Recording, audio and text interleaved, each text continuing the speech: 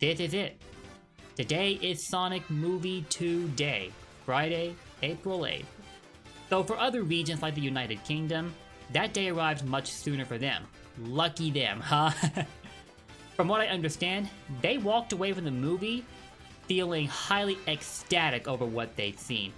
And that in turn makes me feel optimistic that I'll enjoy the movie when I see it for myself. And I was already excited to see it since the first trailer. So no, this is not a review video, because I haven't seen the movie yet, and I won't until later tonight. But when I do see the movie, you can bet that a review video will be up next on my list of videos to work on. Instead, with this video, I wanted to take a moment to reflect upon the bizarre journey that the Sonic movie series has undergone, starting from the first movie, and even further back than that, the first trailer, with a design for Sonic that is nothing like what we have now. So Sonic Mania had just hit the scene, following a particularly depressing period to be a Sonic fan. As a loyal fan myself, I always stood by Sonic through his ups and downs, and that's never going to change, no matter how annoying things may get. But even then, it wasn't the most encouraging thing in the world to see my favorite franchise reduced to little more than a meme generator. A vibe that the series in its current state still retains traces of today. Then Sonic Mania came out, and suddenly, people were excited to be Sonic fans again. People were excited for the future of the series. People were excited to see traces of consistency with Sonic's name all over again. Wait, Sonic Forces? Now what are you talking about? That never happened. And even better, the game got a content update almost 1 year after its release, Sonic Mania Plus, which brought two characters back out of the vault after years of never being seen in a Sonic game again. Mighty the Armadillo and Ray the Flying Squirrel. Ray was featured in only one game, which was Sega Sonic the Hedgehog, an arcade game that was exclusive to Japan players. Mighty, on the other hand, was also featured in that game, but made a second appearance in Knuckles Chaotix, a game that didn't quite fit well with that many players because of the changes to the general mechanics for a classic Sonic game. People who were huge fans of Mighty and Ray were happy to see the duo in a future Sonic title. Not long after the arrival of Mania, we got our first traces of the first live-action Sonic movie headed our way. First, there came a couple of posters, which featured, to be blunt, a horrifying design for Sonic. And at once, we were apprehensive. Then sure enough, the first trailer was dropped, and our fears were realized. For those not in the know, the Sonic that you're seeing in the movies now used to look different, and for the worse. Even Ben Schwartz said it himself at the Game Awards, "Thank you for the note on Sonic's teeth and legs, we really needed that." At the very least, Paramount is graceful when it comes to that little episode. Sonic was initially going to look like, well, I can't even think of the proper term for it, but he definitely looked nothing like the Sonic I grew up with in the 90s. But with the current design, you can look at this Sonic and think to yourself that it's definitely Sonic. The whole debate about blue arms and flesh-colored arms aside, and believe it or not, people do get worked up over that. Personally, it makes no difference to me. As long as I look at Sonic and see Sonic, that's enough for me. And the design overhaul for Sonic definitely worked wonders. I am genuinely of the belief that if they hadn't taken that step in response to the fan feedback for the first design, the first movie would not have done nearly as well as it did.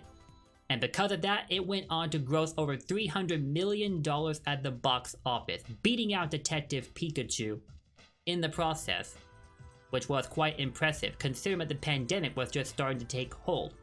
Were it not for that, I think the first Sonic movie would have gotten prolonged exposure in theaters worldwide. But in spite of that, it still set an impressive precedent for a video game film. And now, we have a sequel set not only to match those same records, but surpass them also. Just think about it. Here we have a movie that has Sonic, Tails, Knuckles, and Eggman all at once, set to take the plunge into more corners of Sonic lore, such as the Master Emerald and blatant references to stages from the Sonic games including the Ice Cap Zone, and possibly Angel Island. As for Eggman, his machinery carried a much more Robotnik-ish theme to it than it did in the first film, which was more or less meant to set the stage for what would evolve into the Sonic cinematic universe. We also see returning characters, such as the Wachowski family and Agent Stone. This blend of old and new works so freaking well that it creates a more than worthy addition to the Sonic lore, which can be interpreted in so many different ways depending on how you choose to look at it. And for someone who has always imagined what a full-on movie about Sonic would be like, the Sonic OVA aside, it's like Paramount read my mind, jotted all my notes down on paper, and then translated it into a live-action movie that just resonates with Sonic fans. Just ask anybody who's already seen it. They will tell you it's just about everything they'd imagined a Sonic movie to be. Way more so than the first movie was, though the first movie more but has a place in the Sonic movie timeline because it paved the way for what we would have today. And I strongly believe that the way the second movie is going, it's gonna beat out the first. Last Sunday, we got a report that the movie had already grossed over $25 million since its debut in other regions, including the United Kingdom. And it's only been like, what? One whole weekend since the movie started hitting theaters. And it hadn't even come to the USA yet, though it would later on this week. I wouldn't be surprised if by the end of the week, we already passed $200 million. That's how confident I am that this movie is gonna blow the heck up and possibly take its throne as the best video game film ever to be produced.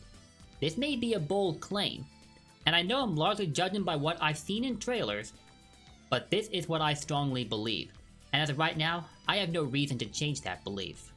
But what exactly is making this sequel so successful? Well, for one, there are benefits to be had in sticking to the source material. You're more than free to experiment with additions to that material, but staying faithful tends to reap its rewards. Also, I think it only just settled in that the world really has changed since over 3 decades ago, when people were still regarding video games as a waste of time, not the form of digital entertainment that it is now largely seen as. And there are still some people who harbor that viewpoint, but video games have become a generally more accepted medium over time. And I think this is part of what's leading to the big boom for video game films. When I take all of this into consideration, I think it explains why I feel this weird combination of excited and nervous all at once about the second movie. And I know what you're probably thinking.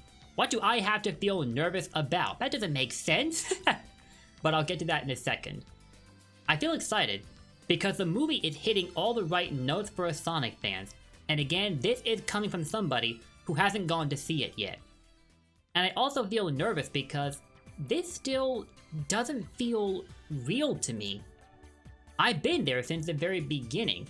Since like when Sonic first kicked off in the early 90s.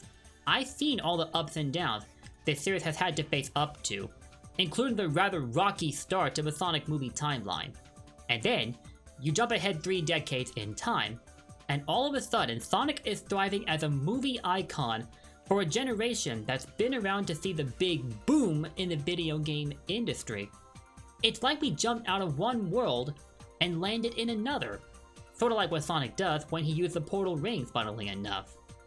And quite honestly, this is a world I could not be happier to be in. It's like people are finally understanding the significance behind this character, what Sonic means to us, what he inspires in us.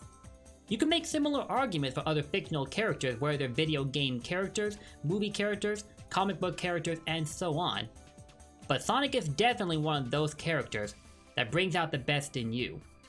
I've seen so many people make career choices inspired by their interest in Sonic, whether it has to do with game design, art, music, and so on. After all, what do you think had a hand in the creation of Sonic Mania in the first place? Here we have an amazing series where it is clear that the efforts of the fanbase and those outside of it have intertwined to create something truly magical. Inevitably, competitors will emerge over the years to challenge Sonic for the title of the best video game film out there, but let me assure you, they're going to have quite a battle on their hands to contend with. Not that I wouldn't welcome anyone willing to try, because I do have other interests and would like to see other video game franchises find a similar level of success, such as the Zelda series. That'd be a good place to start. What initially started as another opportunity for Sonic to make his status as a meme generator all the more apparent has instead evolved into a powerful collaboration between the fans, Sega, and Paramount. And the fruits of that collaboration are way past cool! Yeah, I know, I'm no Jaleel White. And I see this collaboration lasting for years going forward. Between this and Sonic Mania, all of this just goes to show you that the only way a franchise truly becomes not all that great, that the way it becomes irrelevant, is if literally every person on the planet stops talking about it. And I can safely tell you that in the case of Sonic, that has never happened. Every day, there's always been at least one person who found inspiration through the Sonic series, whether it's from the games, the comics, or even the movies like what we have now. People have had their career choices inspired by their interest in Sonic, as I've said earlier, and perhaps most importantly, Sonic embodies the essence of a character that is always in motion. And from him we learn that no matter how difficult things may seem, we always keep moving, never stand still, or nothing gets done. As long as you're willing to take at least one step forward, incredible things can happen. And we are seeing the result of that motto right before our very eyes. If you find value in the Sonic series, no matter what form it may take, that's great. Hang on to that, and never let it go, no matter what anyone else may have to say. You matter just as much as everyone else in the Sonic community does, and you are a part of what makes a truly incredible series.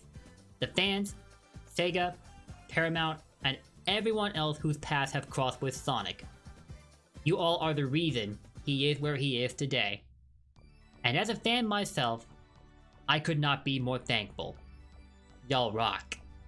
So that should do it for what I hope has been a highly uplifting video for you guys to listen to. By the time this goes up, I'll be getting ready to go see the second Sonic movie. And by the time I finish watching it, I'm expecting to buy more tickets to see it for a second time, third time, a fourth time, maybe more than that. You want to make a prediction as to how many times I'll be going to see the movie before it leaves theaters? Let me know in the comments down below, cause why not? Anyway guys, that is going to do it for this video. Thank you for watching. If you like my content, drop those likes and comments down below and consider subbing and ringing that bell because you will be hearing more from me about the second Sonic movie. And everything else related to Sonic, of course. So with that, I'll see you all next time. Take care and don't forget, blue blurs for life. See y'all later.